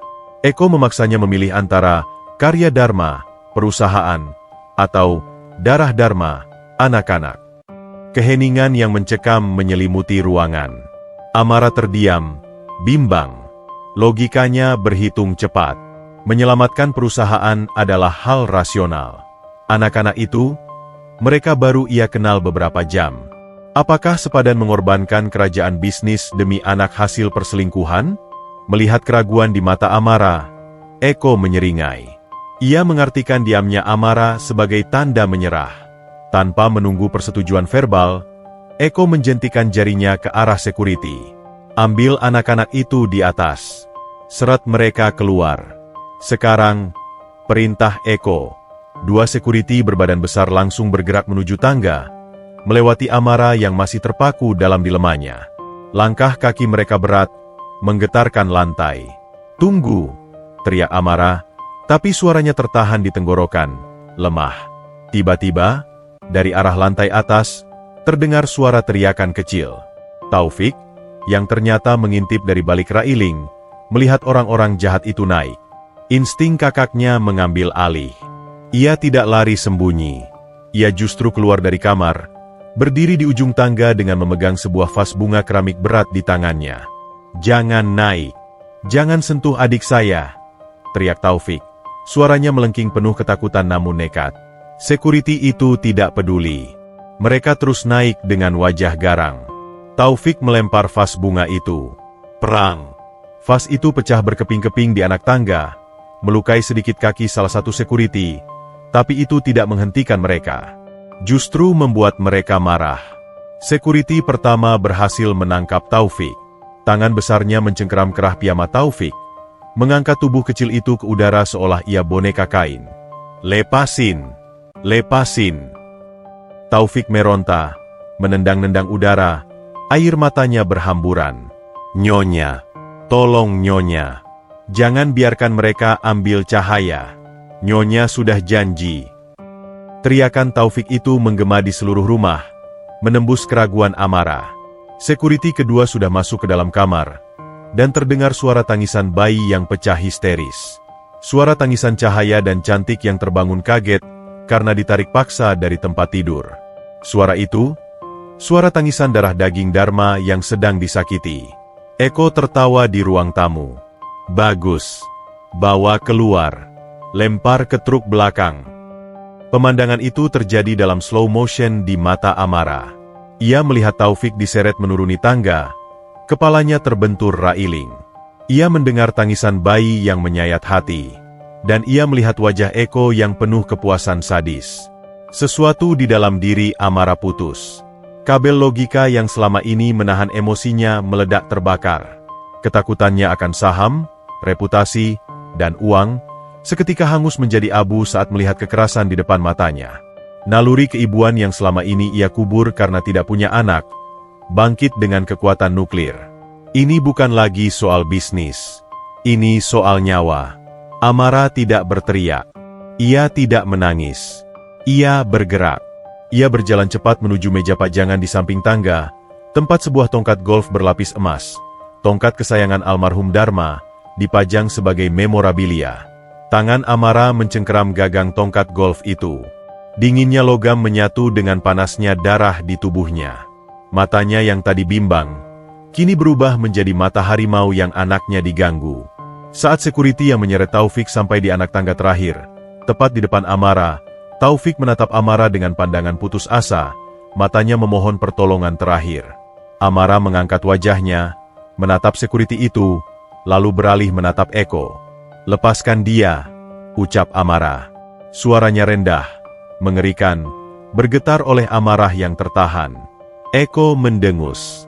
"Abaikan dia. Terus jalan." Security itu menurut perintah Eko dan menarik Taufik lagi. Itu adalah kesalahan fatal. Amara mengayunkan tongkat golf itu dengan sekuat tenaga, bukan ke arah bola, tapi ke arah etalase kaca berisi koleksi kristal Swarovski yang berdiri tepat di samping telinga Eko. Praaang. Ledakan suara kaca pecah itu begitu dahsyat hingga membuat semua orang di ruangan itu, termasuk para security, sontak berhenti dan menunduk kaget. Serpihan kristal berhamburan ke lantai seperti hujan berlian tajam. Keheningan mau turun seketika. Amara berdiri di tengah puing-puing kaca, napasnya memburu, tongkat golf tergenggam erat di tangan kanannya. Ia tidak lagi terlihat seperti janda kaya yang lemah. Ia terlihat seperti dewi perang yang baru saja turun ke medan laga. Ia menodongkan ujung tongkat golf itu, lurus ke arah wajah Pak Eko yang pucat pasi. "Aku bilang, lepaskan anakku." Kata, "anakku," meluncur dari bibir Amara tanpa ia sadari, sebuah deklarasi kepemilikan yang mengubah segalanya. Perang terbuka telah dimulai. Suara pecahan kristal yang menghantam lantai marmer itu masih berdenging di telinga, menyisakan gema kepedihan yang tajam di udara. Ribuan serpihan kaca Swarovski kini berserakan di lantai, memantulkan cahaya lampu gantung menjadi spektrum pelangi yang retak dan menyedihkan. Di tengah puing-puing kemewahan yang hancur itu, waktu seolah membeku. Amara berdiri dengan dada naik turun, tongkat golf masih tergenggam erat di tangannya yang gemetar. Ujung logamnya menunjuk lurus ke arah wajah Pak Eko yang pucat pasi namun matanya menyala licik. Pak Eko perlahan memundurkan wajahnya dari ujung tongkat itu. Rasa kagetnya memudar dengan cepat, digantikan oleh sebuah seringai kemenangan yang memuakan. Ia menyadari satu hal fatal. Amara baru saja memberinya amunisi. Tindakan kekerasan ini, di depan saksi mata pengacara dan security, adalah bukti sempurna untuk mencap Amara sebagai wanita yang tidak stabil secara mental. Wah, wah, wah. Pak Eko bertepuk tangan pelan. Tepukan sarkastis yang iramanya lambat dan mengejek. "Lihat ini, Pak Bagas. Catat ini baik-baik. Nyonya Amara Kusuma, CEO terhormat kita, baru saja mencoba melakukan penyerangan fisik dengan senjata tumpul. Sepertinya duka akibat kematian Dharma benar-benar sudah merusak kewarasanmu, Amara." Pak Eko melangkah maju, mengabaikan ancaman tongkat itu, karena ia tahu Amara tidak akan benar-benar memukulnya. Ia menatap Amara dengan tatapan merendahkan, seolah sedang menatap pasien rumah sakit jiwa yang lepas kendali. "Kamu pikir dengan mengamuk seperti orang gila, kamu bisa menang?" bisik Eko, suaranya mengandung racun yang melumpuhkan. "Justru ini yang aku butuhkan. Dengan kejadian ini, aku bisa dengan mudah meyakinkan Dewan Direksi dan Hakim Pengadilan bahwa kamu tidak kompeten. Kamu emosional. Kamu berbahaya. Dan hak asuh perusahaan, beserta aset-asetnya, akan jatuh ke tanganku sebagai wali yang sah. Amara terdiam. Cengkeramannya pada tongkat golf melemah. Logika Eko, sekejam apapun, benar adanya. Di mata hukum yang dingin, tindakannya barusan adalah blunder. Ia terpojok. Ia sadar ia sedang mempertaruhkan warisan Dharma yang telah ia jaga mati-matian, hanya demi mempertahankan anak-anak yang bahkan baru ia kenal semalam. Keraguan kembali menyusup ke dalam hatinya, dingin dan melumpuhkan. Apakah ia sanggup kehilangan segalanya? Apakah ia sanggup melihat nama Kusuma hancur di tangannya? Di tengah pergolakan batin Amara yang menyiksa itu, sebuah pergerakan kecil terjadi di dekat tangga. Taufik, yang masih dicengkeram kerahnya oleh sekuriti berbadan raksasa, melihat keraguan di mata Amara. Bocah 13 tahun itu, yang hidupnya ditempa oleh kerasnya jalanan dan kejamnya penolakan, memiliki kepekaan emosional yang jauh melampaui usianya. Ia melihat Nyonya baik hati, itu sedang dihancurkan karenanya. Ia melihat istana ini sedang runtuh karena kehadirannya. Taufik sadar, di dunia ini, orang miskin seperti dia adalah penyakit bagi orang-orang seperti Amara. Keberadaannya hanya membawa sial. Dengan sebuah sentakan tenaga yang lahir dari keputusasaan murni, Taufik menggigit lengan sekuriti yang memeganginya. ARGH. Sekuriti itu berteriak kaget dan refleks melepaskan cengkeramannya. Taufik jatuh berdebum ke lantai. Namun, ia tidak lari menuju pintu keluar. Ia tidak lari menyelamatkan diri. Sebaliknya, ia melakukan sesuatu yang membuat napas Amara tercekat di tenggorokan. Taufik merangkak. Ia menyeret lututnya di atas lantai marmer yang dingin, mengabaikan serpihan kaca kristal yang menusuk kulit lututnya hingga berdarah. Ia merangkak mendekati kaki Pak Eko. Bocah itu bersujud. Ia mencium sepatu kulit Pak Eko yang mengilap, meletakkan dahinya di lantai dalam posisi penyerahan diri yang paling rendah dan hina. "Ampun, Tuan. Ampun." Isak Taufik, suaranya pecah, bercampur dengan air mata yang membasahi lantai. "Tuan jangan marah sama Nyonya Amara. Nyonya nggak salah. Saya yang salah. Saya yang maksa masuk sini. Saya yang kotor." Pak Eko menunduk, menatap bocah yang bersujud di kakinya dengan tatapan jijik bercampur kaget. Amara terpaku, tongkat golf di tangannya jatuh berdenting ke lantai. Lang. Suara itu menandakan runtuhnya pertahanan hati Amara. Taufik mengangkat wajahnya yang basah oleh air mata dan memar. Ia menangkupkan kedua tangannya di depan dada, memohon dengan tatapan yang bisa melelehkan batu karang. "Tuan boleh pukul saya. Tuan boleh laporin saya ke polisi. Tuan boleh buang saya ke laut. Saya ikhlas, Tuan. Saya rela jadi gembel lagi. Saya rela mati." Taufik menelan ludah, napasnya tersengal-sengal. "Tapi tolong, Tuan. Tolong jangan buang adik-adik saya." Ia menoleh sekilas ke arah tangga, ke arah kamar tempat Cahaya dan Cantik berada, lalu kembali menatap Eko dan Amara bergantian. "Cahaya sama Cantik masih bayi, Tuan. Mereka nggak tahu apa-apa. Mereka nggak salah. Mereka darah dagingnya Bapak Dharma. Bapak Dharma orang baik." Taufik menangis semakin keras, bahunya terguncang hebat.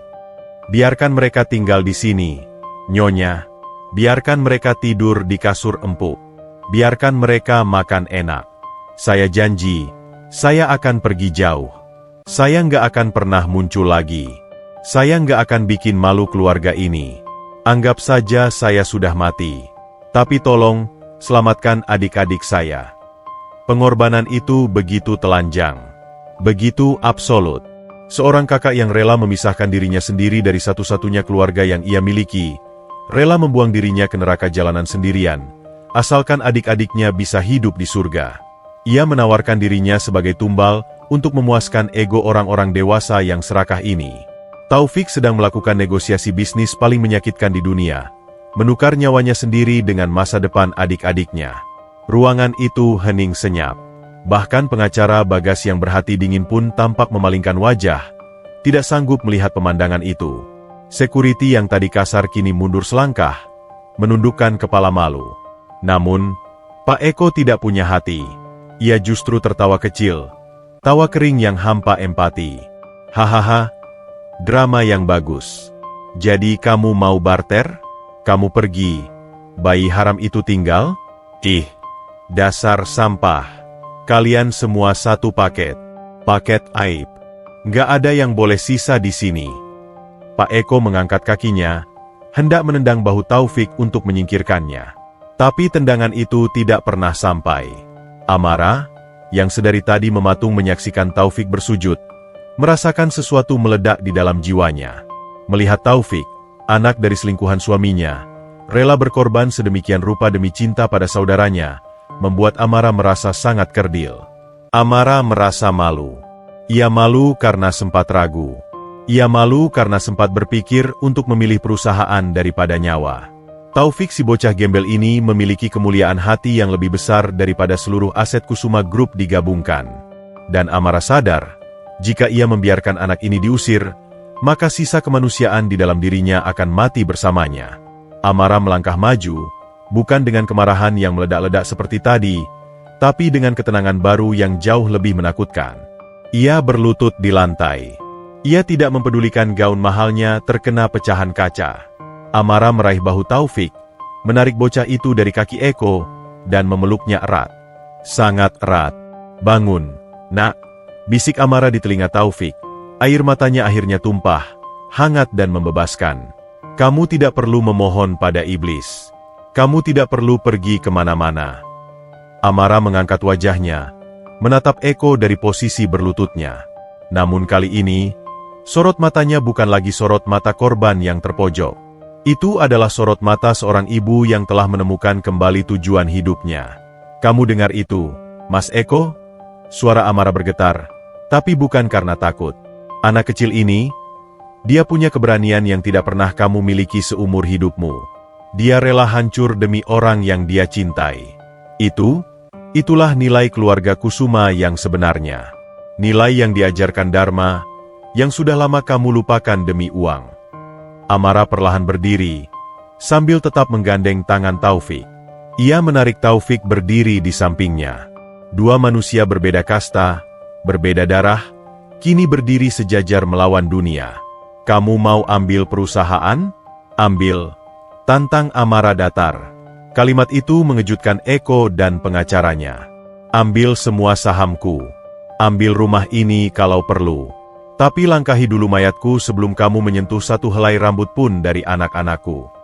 Deklarasi itu menggantung di udara, berat dan absolut. Amara telah mencapai titik nadirnya, dan di dasar jurang itu, ia menemukan fondasi yang kokoh, cinta. Ia tidak lagi peduli pada status miliardernya. Ia sekarang adalah seorang ibu, dan seorang ibu akan membakar dunia sekalipun demi melindungi anaknya. Pak Eko ternganga. Ia tidak menyangka Amara akan melepaskan mahkotanya semudah itu. Senjata utamanya, ancaman harta, tiba-tiba tumpul tak berguna. Kamu gila, Amara. Kamu benar-benar gila. Gagap Eko, mundur selangkah karena aura Amara yang kini terasa begitu besar dan dominan. Mungkin, jawab Amara sambil tersenyum tipis, senyum yang penuh luka namun indah. Tapi setidaknya aku tidak miskin hati sepertimu. Amara kemudian menoleh ke arah dinding ruang tamu, tempat sebuah potret besar Dharma tergantung. Ia seolah meminta restu terakhir. Dan di momen itulah, sebuah ide gila muncul di benaknya. Sebuah senjata rahasia yang ia lupakan karena terlalu fokus pada ketakutan. Mas Eko, panggil Amara lembut namun mematikan. Sebelum kamu mengusir kami dan mengambil alih perusahaan, ada satu hal kecil yang kamu lupakan tentang surat wasiat Dharma. Atmosfer di ruang tamu itu berubah drastis, seolah-olah seseorang baru saja memutar termostat ruangan dari titik beku menuju titik didih yang membakar. Amara Kusuma tidak lagi menangis. Air matanya yang tadi mengalir deras kini telah mengering, menyisakan jejak garam di pipinya yang justru mempertegas garis rahangnya yang keras. Postur tubuhnya yang sempat rapuh saat memeluk Taufik, kini tegak kembali, laksana tiang beton yang menopang gedung pencakar langit. Ia masih menggenggam tangan kecil Taufik yang kasar dan hangat, namun genggaman itu bukan lagi genggaman perlindungan pasif, melainkan sebuah deklarasi aliansi yang tak teroyakan. Pak Eko, yang baru saja merasa di atas angin, tiba-tiba merasakan ketidaknyamanan yang merayap di tengkuknya. Bulu kuduknya meremang. Ia melihat perubahan pada sorot mata adik iparnya. Tatapan itu bukan tatapan wanita yang kalah, melainkan tatapan seorang predator puncak yang baru saja menemukan celah fatal pada pertahanan mangsanya. Keheningan yang menggantung di udara terasa berat, menekan dada setiap orang yang ada di sana, diisi oleh suara detak jarum jam dinding antik yang terdengar seperti hitungan mundur menuju kiamat. Amara melepaskan tangan Taufik perlahan, memberikan remasan lembut yang menenangkan seolah berkata, "Tunggu di sini, jagoan. Tonton aku." Tanpa mengucapkan sepatah kata pun pada Eko atau pengacaranya, Amara berbalik badan. Ia melangkah tenang menuju dinding utama ruang tamu, tempat sebuah lukisan minyak raksasa bergambar potret almarhum Dharma tergantung megah. Lukisan itu menggambarkan Dharma dalam setelan jas formal, tersenyum wibawa dengan latar belakang gedung perkantoran Kusuma Group. Selama 3 tahun terakhir, lukisan itu hanyalah monumen kesedihan bagi Amara. Namun hari ini, lukisan itu adalah kunci brankas. Suara langkah kaki Amara yang telanjang, karena ia telah menendang sepatunya, tidak terdengar di lantai marmer, membuatnya bergerak seperti hantu. Pengacara Bagas tampak gelisah. Ia membetulkan letak kacamata tebalnya berulang kali, insting hukumnya mencium bahaya. "Mau apa kamu, Amara? Mau ambil pistol?" Cemooh Pak Eko, berusaha menutupi kegugupannya dengan tawa yang dipaksakan. "Jangan konyol. Drama ini sudah selesai. Tanda tangani saja surat penyerahan asetnya." Amara tidak menjawab. Ia berdiri tepat di depan lukisan suaminya. Ia menatap mata Hazel Dharma di dalam lukisan itu, mata yang sama persis dengan yang dimiliki bayi di lantai atas. Sebuah memori melintas di benaknya, tajam dan jernih. Memori tentang malam terakhir sebelum Dharma meninggal.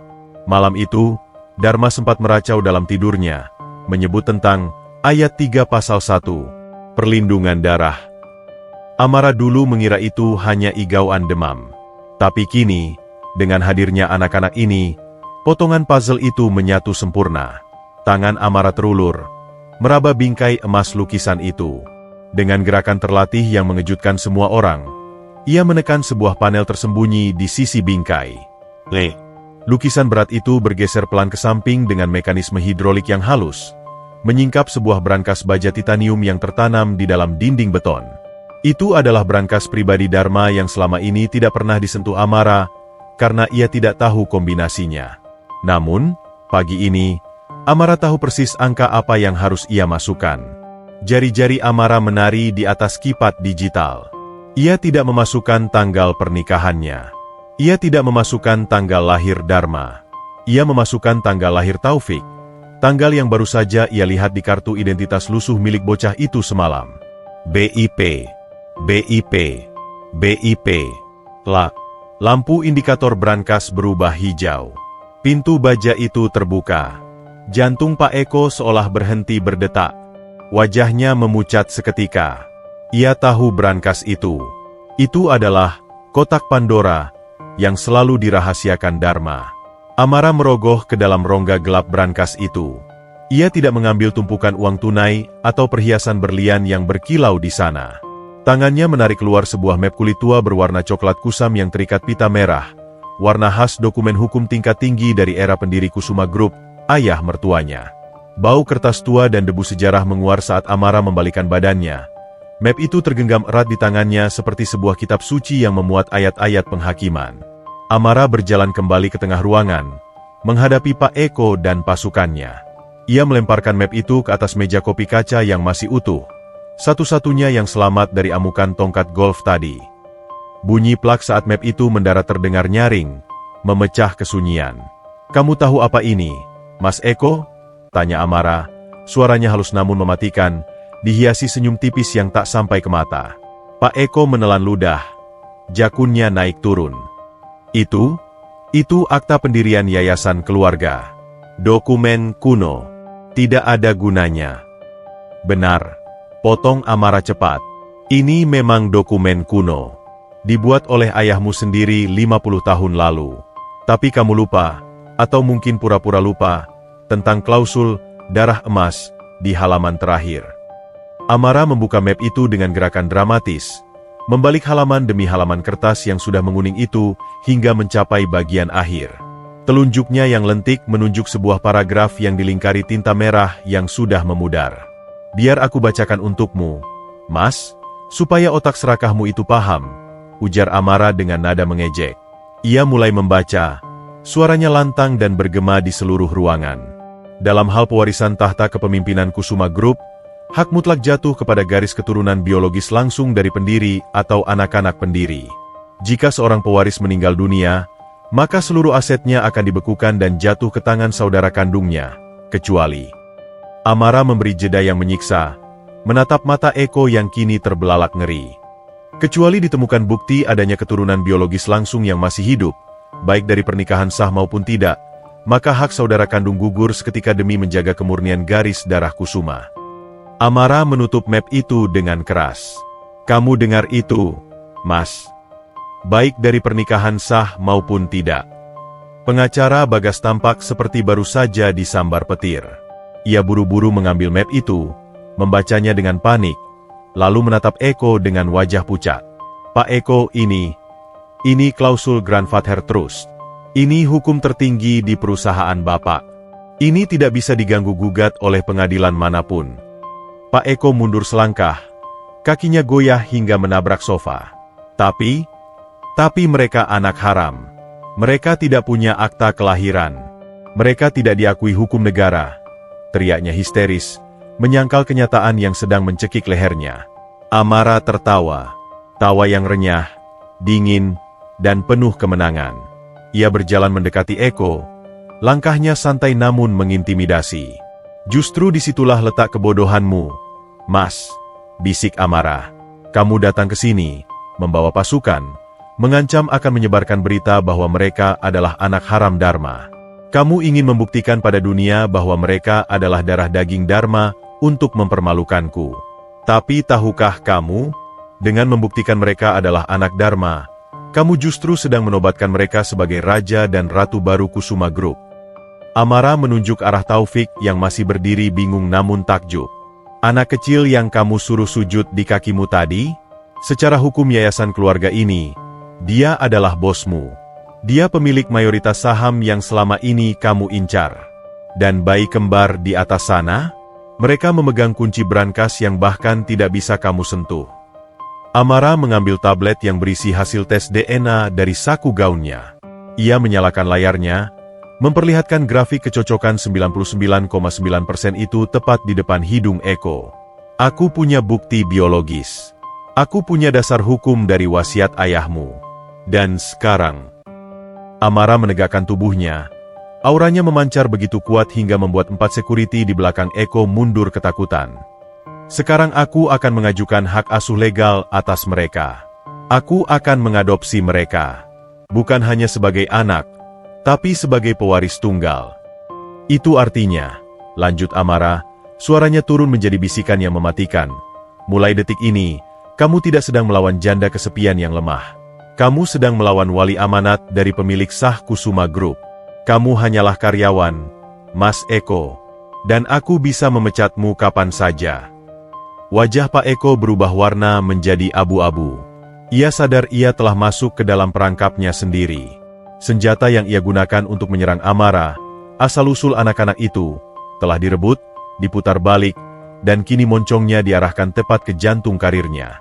Taufik, yang mendengarkan meski tidak paham istilah hukumnya, merasakan satu hal. Nyonya Amara baru saja mengubah dirinya dari sampah menjadi raja. Ia melihat punggung Amara yang berdiri tegap di depannya, melindunginya dari serigala-serigala lapar itu. Dan di detik itu, Taufik tahu, ia tidak lagi sendirian di dunia yang kejam ini. Amara menoleh ke arah security yang masih berdiri kaku. "Kalian dengar? Masih mau mematuhi perintah mantan direktur yang sebentar lagi bangkrut? Atau mau keluar dari rumah atasan kalian dengan sopan?" Para security itu saling pandang, lalu dengan kompak menundukkan kepala pada Amara, berbalik badan, dan berjalan keluar meninggalkan Pak Eko sendirian di tengah ruangan yang kini terasa seperti pengadilan neraka baginya. Keheningan yang menyelimuti ruang tamu utama kediaman Kusuma terasa lebih berat daripada gravitasi planet manapun. Udara di ruangan itu seolah membeku, partikel debu pun enggan bergerak. tertahan oleh ketegangan yang memancarkan listrik statis tak kasat mata. Pak Eko berdiri terhuyung di tengah ruangan. Wajahnya yang tadi merah padam oleh kemarahan kini memucat menjadi warna abu-abu maya. Dokumen tua yang dilempar Amara di atas meja kaca itu bukan sekadar kertas. Itu adalah guillotine yang baru saja memenggal kepala arogansinya. Ia menatap map kulit itu dengan tatapan kosong, seolah berharap bisa membakarnya hanya dengan pikiran. Namun kenyataan hukum, Grandfather Trust, itu terlalu kokoh untuk dihancurkan oleh harapan kosong seorang pecundang. Pengacara Bagas, tikus hukum yang biasanya licin, kini sibuk memasukkan kembali berkas-berkasnya ke dalam tas dengan tangan gemetar. Ia tahu kapal ini sedang karam, dan sebagai oportunis sejati, ia bersiap melompat ke skoci penyelamat, meninggalkan kliennya tenggelam sendirian. Para security yang tadi menjadi pasukan intimidasi Eko telah lenyap, meninggalkan ruangan itu hampa, menyisakan Eko yang terkucil dalam kesendirian yang menyedihkan. Namun, Amara belum selesai. Kemenangan hukum hanyalah hidangan pembuka. Ia menginginkan main course berupa keadilan moral yang absolut. Amara tahu, memenangkan aset perusahaan tidak akan menghapus trauma Taufik. Ada satu hal lagi yang harus dibersihkan, nama baik Dharma di mata anak-anaknya. Amara berjalan pelan mendekati Taufik yang masih berdiri mematung di sampingnya. Bocah itu menatap Amara dengan mata lebar, campuran antara kekaguman dan kebingungan. Amara berlutut di hadapan Taufik, mensejajarkan tingginya dengan bocah itu, mengabaikan Eko yang masih syok. "Taufik," panggil Amara lembut. Tangannya merapikan kerah piyama Taufik yang berantakan. "Boleh saya lihat HP rusak yang kamu simpan di saku celana kotormu tadi malam? Saya lihat kamu menjaganya seperti harta karun, padahal layarnya sudah pecah." Taufik ragu sejenak, lalu merogoh saku celana piyamanya. Ia mengeluarkan sebuah ponsel pintar model lama yang layarnya retak 1000, diikat karet gelang agar baterainya tidak lepas. Ini HP bekas Bapak Dharma, Nyonya. Ditinggal pas Bapak terakhir ke Bandung. Masih nyala dikit, tapi nggak ada pulsanya. Ibu selalu nyimpen ini buat lihat foto Bapak." Amara menerima ponsel butut itu dengan hormat seolah menerima mahkota raja. Ia menekan tombol power. Layar menyala redup, menampilkan wallpaper foto Dharma yang sedang menggendong Taufik kecil. Hati Amara berdesir nyeri, namun ia menepisnya. Ia menyerahkan ponsel itu kepada kepala pelayannya yang berdiri di sudut. "Sambungkan ke sistem audio rumah."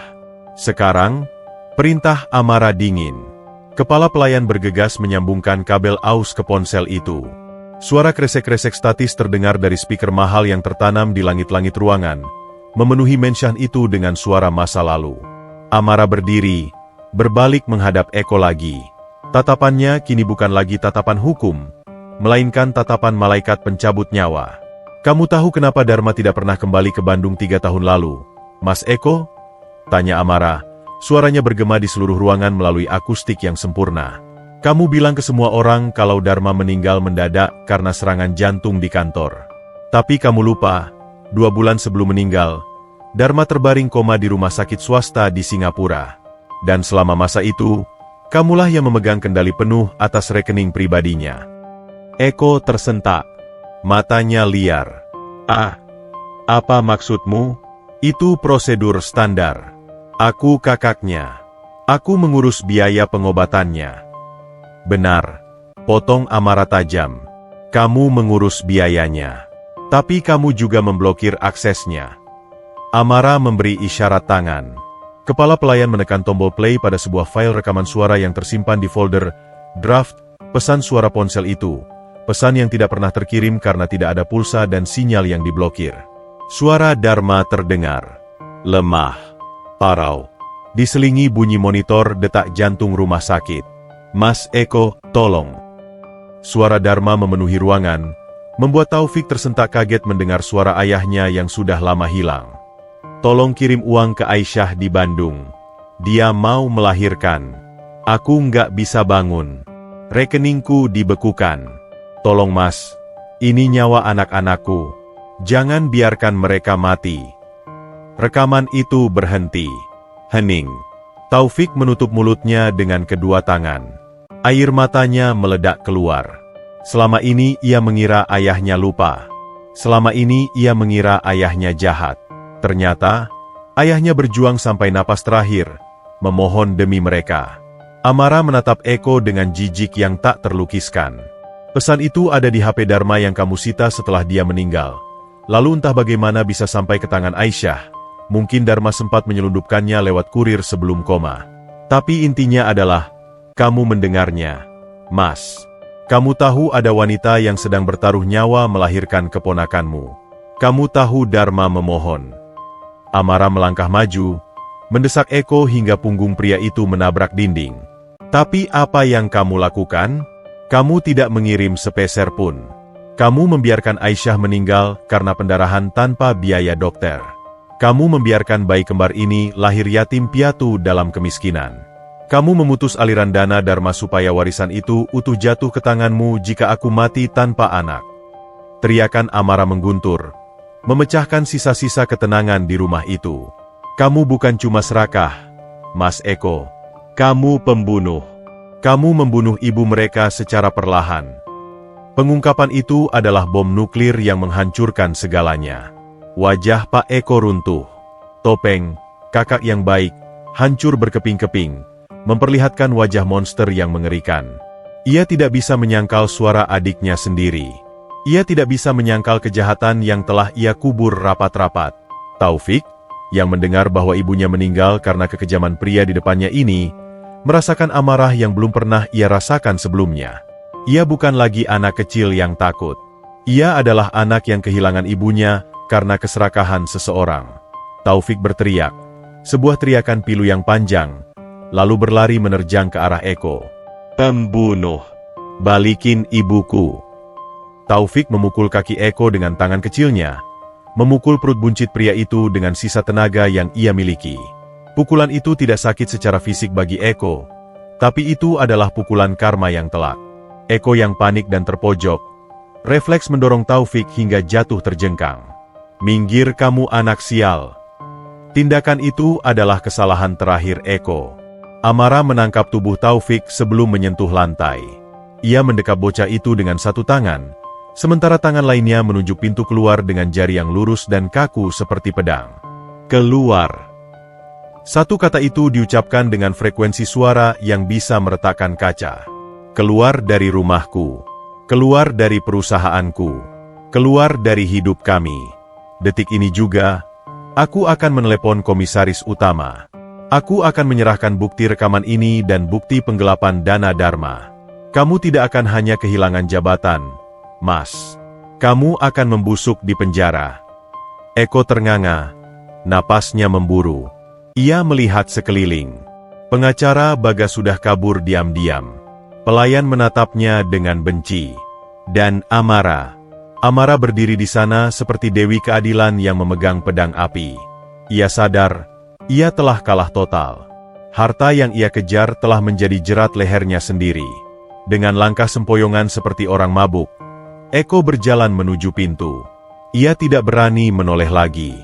Ia keluar dari mensyah mewah itu, disambut oleh matahari pagi yang menyilaukan, yang seolah menelanjanginya di hadapan dunia. Pintu jati tebal itu tertutup di belakangnya dengan suara dentuman keras yang final. Blam! Suara penutupan pintu itu menandai berakhirnya era kegelapan di rumah Kusuma. Di dalam ruangan yang kini hening, Taufik menangis tergugu di pelukan Amara. Tangisannya kali ini bukan tangisan ketakutan, melainkan tangisan pelepasan. Beban keraguan tentang cinta ayahnya telah terangkat. Bapak enggak jahat. Bapak sayang kita. Isak Taufik di dada Amara. Amara mengelus kepala Taufik yang berantakan. Air matanya sendiri menetes jatuh ke rambut anak itu. Iya, sayang. Bapak sayang kalian. Bapak sangat sayang kalian. Dan sekarang, Ibu Amara yang akan nerusin sayang Bapak.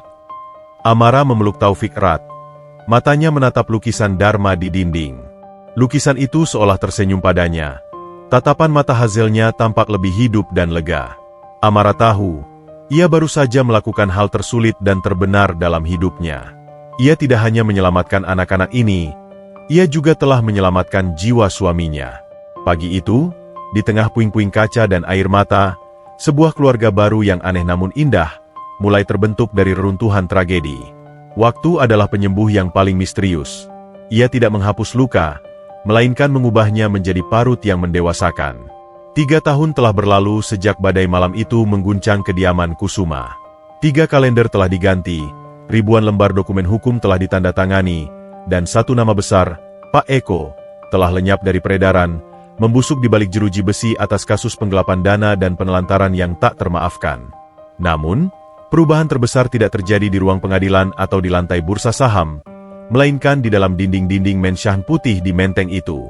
Pagi ini, matahari Jakarta bersinar lembut, menerobos masuk melalui jendela-jendela besar yang tirai bludrunya kini telah diganti dengan kain linen berwarna pastel yang cerah. Rumah yang dulunya sunyi senyap bak mausoleum peninggalan raja yang kesepian, kini telah berubah menjadi arena bermain yang penuh kehidupan. Suara langkah kaki kecil yang berlarian di lantai parket kayu menggantikan keheningan yang mencekam. Aroma lilin aromaterapi mahal yang dulu mendominasi ruangan, kini kalah telak oleh aroma manis pankek pisang dan susu coklat hangat yang menguar dari dapur. Di ruang makan utama, Amara Kusuma duduk di ujung meja. Penampilannya telah berubah drastis. Rambutnya yang dulu selalu disanggul ketat ala Ratu S, kini dibiarkan tergerai sebahu dengan potongan bob yang segar dan awet muda. Ia tidak lagi mengenakan gaun kerja hitam yang kaku. Tubuhnya kini dibalut gaun rumah berbahan katun putih yang sederhana namun elegan. Wajahnya, yang dulu kencang karena botoks dan ketegangan, kini dihiasi oleh kerutan-kerutan halus di sudut mata, kerutan bahagia yang tercipta karena terlalu banyak tertawa. Cahaya, cantik, jangan lari-lari bawa sirup, nanti lengket, seru Amara, suaranya melengking jenaka, jauh dari nada otoriter yang dulu ia miliki. 2 balita berusia 3,5 tahun, si kembar Cahaya dan Cantik, berlarian mengelilingi meja makan dengan tawa terkikik yang renyah. Mereka tumbuh sehat, pipi mereka gembil kemerahan, jauh berbeda dengan bayi-bayi biru kedinginan yang dulu diselamatkan dari badai. Mereka mengenakan gaun kembar berwarna kuning cerah, tampak seperti 2 bunga matahari kecil yang mekar di dalam rumah itu. Saat mereka menoleh dan tertawa, 4 bola mata Hazel yang indah itu bersinar terang, memantulkan kebahagiaan murni yang tidak ternoda oleh masa lalu yang kelam. Amara berhasil menangkap Cantik, menggelitik perut gembulnya hingga bocah itu menjerit kegelian. Kena kamu. Ayo makan dulu, Tuan Putri. Di tengah keriuhan pagi yang indah itu, sesosok pemuda tegap menuruni tangga utama. Taufik, anak laki-laki kurus kering yang dulu bersujud mencium sepatu Eko, kini telah bertransformasi menjadi pemuda 16 tahun yang gagah. Tubuhnya yang dulu bungkuk karena beban hidup, kini tegak menjulang, dibalut seragam SMA swasta paling elit di Jakarta. Rambutnya dipotong rapi, kulitnya bersih dan terawat, namun sorot matanya yang teduh dan rendah hati tidak pernah berubah. Ia adalah perpaduan sempurna antara ketampanan biologis Dharma dan ketulusan hati Aisyah. Taufik berjalan menuju meja makan, menyampirkan tas sekolahnya di kursi, lalu mencium pipi Amara dengan penuh kasih sayang. Pagi, M.A. Sapa Taufik hangat. Panggilan, Nyonya, telah lama terkubur, digantikan oleh satu suku kata yang paling sakral di dunia, M.A. Amara tersenyum, merapikan dasi sekolah Taufik yang sedikit miring. Pagi, sayang. Gimana persiapan debat hukum nanti siang? Kamu sudah baca materi tentang hak asuh anak yang mama kasih? Taufik mengangguk mantap sambil mengambil sepotong roti panggang. Sudah, M.A. Aku siap. Aku mau menangin debat ini. Pokoknya, cita-citaku nggak berubah. Aku mau jadi pengacara hebat, biar nggak ada lagi orang jahat kayak Om Eko yang bisa nindas orang lemah sembarangan. Mendengar tekad itu, hati Amara membuncah oleh rasa bangga. Ia melihat pantulan dirinya sendiri di dalam diri Taufik, bukan pantulan wajah, melainkan pantulan semangat juang. Taufik tidak tumbuh menjadi anak orang kaya yang manja. Ia tumbuh menjadi pelindung, pemimpin, dan calon penegak keadilan. Investasi hati yang Amara tanamkan 3 tahun lalu telah berbuah manis. Mama bangga sama kamu, FIK. Papa Dharma juga pasti bangga lihat kamu dari surga, ucap Amara lembut. Suasana hening sejenak, namun bukan hening yang sedih. Itu adalah hening penuh penghormatan. Hari ini adalah hari yang spesial. Setelah sarapan, mereka semua tidak berangkat ke kantor atau sekolah seperti biasa. Mereka masuk ke dalam mobil Alphard putih, Rolls-Royce hitam masa lalu telah dijual oleh Amara karena ia tidak ingin menyimpan peti mati berjalan itu lagi. Perjalanan mereka menuju ke pinggiran kota Jakarta, ke sebuah kompleks bangunan baru yang asri dan penuh warna. Di gerbang depan, terpasang papan nama besar dari marmer putih dengan tulisan emas yang berkilau di bawah sinar matahari. Yayasan Aisyah Kusuma Panti Asuhan Sekolah Gratis untuk Anak Jalanan. Amara turun dari mobil, menggandeng tangan cahaya dan cantik. Taufik berdiri di sampingnya, menatap bangunan itu dengan mata berkaca-kaca. Ini adalah proyek penebusan terbesar Amara. Ia tidak mencoba menghapus jejak Aisyah, ibu kandung anak-anaknya. Sebaliknya, ia memuliakannya. Ia mendirikan yayasan ini atas nama wanita yang pernah dicintai suaminya, sebagai bentuk perdamaian abadi dengan masa lalu. Amara menyadari bahwa tanpa pengorbanan Aisyah, ia tidak akan pernah memiliki malaikat-malaikat kecil ini. Ratusan anak-anak panti berbaris rapi menyambut kedatangan mereka, bernyanyi riang. Taufik segera berbaur dengan mereka, bermain bola di lapangan, tertawa lepas tanpa jarak. Ia tidak pernah melupakan akarnya. Ia adalah jembatan antara dunia kemewahan dan dunia jalanan. Amara berdiri di teras yayasan, mengawasi mereka. Angin sepau-sepau menerbangkan rambutnya. Ia merasa begitu penuh.